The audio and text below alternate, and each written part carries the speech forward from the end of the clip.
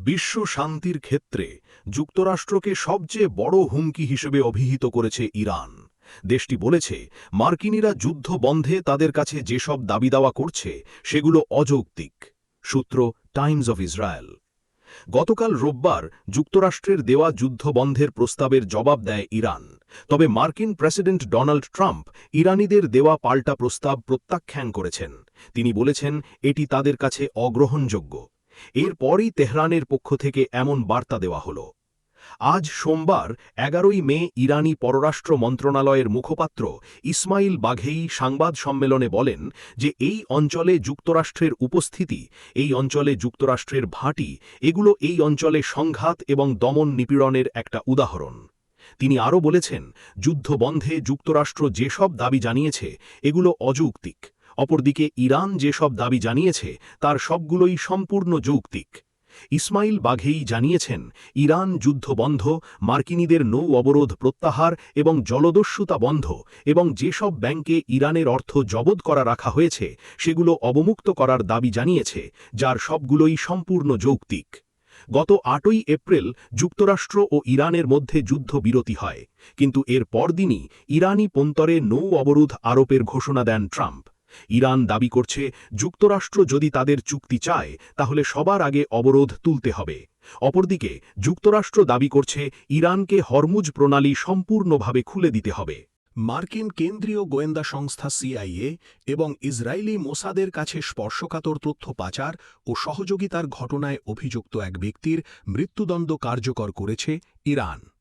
সোমবার ইরানের অর্ধসরকারি বার্তা সংস্থা ফার্স নিউজ এজেন্সির প্রতিবেদনে ইরফান শাকুরজাদেহ নামের ওই গুপ্তচরের মৃত্যুদণ্ড কার্যকরের তথ্য নিশ্চিত করা হয়েছে। মামলার নথিতে বলা হয়েছে, পেশাগত দক্ষতার কারণে শাকুরজাদেহ স্যাটেলাইট সংশ্লিষ্ট একটি বিজ্ঞানভিত্তিক সংস্থায় নিয়োগ পেয়েছিলেন।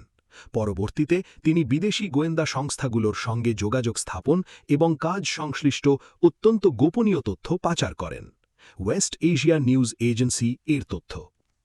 ইরানি কর্মকর্তারা বলেছেন, বিদেশি সংস্থাগুলোর সঙ্গে তার যোগাযোগ ছিল ৩ স্তরের, যার প্রথম এবং তৃতীয় পর্যায় মোসাদ এবং দ্বিতীয় পর্যায়ে ছিল সিআইএ। দেশটির বিচার বিভাগের তথ্য অনুযায়ী তিনি জেনে শুনে সংস্থার স্পর্শকাতর তথ্য বিদেশি গোয়েন্দাদের কাছে সরবরাহ করেছিলেন।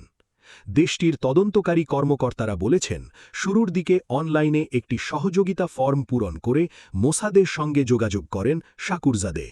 পরবর্তীতে ইমেইলের মাধ্যমে নিজের ব্যক্তিগত তথ্য, কর্মস্থল, কাজের পরিধি এবং প্রাতিষ্ঠানিক দায়িত্বের বিবরণ আদান-প্রদান করেন। পরবর্তীতে নিজেকে কানাডা প্রবাসী ইরানি পরিচয় দিয়ে একজন ব্যক্তি লিঙ্কডইনের মাধ্যমে তার সঙ্গে যোগাযোগ করেন। ইরানি কর্তৃপক্ষ বলছে, ওই ব্যক্তি মূলত মোসাদের একজন কর্মকর্তা ছিলেন। তিনি শাকুরজাদেহকে ডলার অর্থায়নে পরিচালিত বিদেশি প্রকল্পে যুক্ত হওয়ার প্রস্তাব দেন। অভিযোগে বলা হয়েছে, এই যোগাযোগ পরবর্তীতে হোয়াটসঅ্যাপ এবং গুগল ভিত্তিক বিভিন্ন প্ল্যাটফর্মেও চলতে থাকে। শাকুরজাদেহ ক্রিপ্টোকারেন্সির বিনিময়ে স্যাটেলাইট প্রকল্প এবং কোম্পানির কার্যক্রম সম্পর্কে তথ্য শেয়ার করতেন। আদালতের নথি অনুযায়ী পরবর্তীতে সিআইএর ওয়েবসাইটে তার ব্যক্তিগত এবং পেশাগত তথ্য জমা দিয়ে সরাসরি সংস্থার সঙ্গে যোগাযোগের চেষ্টা করেন শাকুরজাদেহ। ইরানি কর্মকর্তারা বলেছেন, আমেরিকান ভিসা এবং যুক্তরাষ্ট্রে উচ্চশিক্ষার সুযোগ পাওয়ার জন্য সিআইএর সহায়তা চেয়েছিলেন তিনি। মামলার নথিতে বলা হয়েছে, শাকুরজাদেহ সিআইএর প্রতিনিধিদের জানিয়েছিলেন তিনি আমেরিকান পাসপোর্ট এবং অর্থ চান।